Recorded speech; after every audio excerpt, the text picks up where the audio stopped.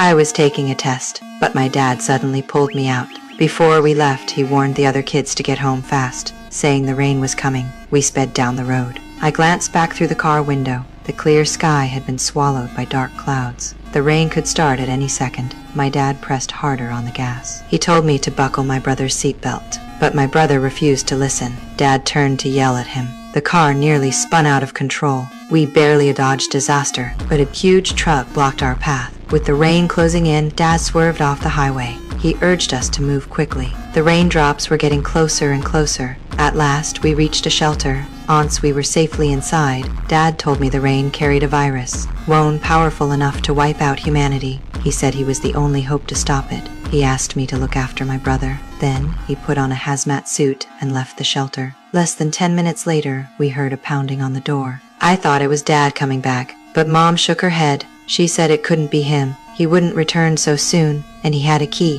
When she turned around, my brother and I were already gone. We rushed to open the door. Standing outside was Dad. He was convulsing and grabbed my brother's shirt. I watched as he tried to drag him out. Mom rushed forward and tackled the man, but she was instantly soaked in rainwater. Her body started jerking violently, and soon she collapsed on the ground. I had no choice but to shut the door, leaving Mom screaming outside. My brother and I sat on the floor, crushed with guilt. Days went by, and Dad still hadn't returned. The phone signal had long since died. The shelter became our refuge, but also our cage. 5 years later, my brother was grown. The supplies in the shelter had run out. He couldn't stand this life anymore. I tried to calm him, but he smashed the glass. Pouring out his frustration, he just wanted to escape. I had no choice. I put on the hazmat suit. I gathered my courage and opened the door. There was no one outside, no food, nothing. I had no choice but to go back and tell my brother the truth. The only way to live was to find another shelter. But right after we fell asleep, the alarm blared.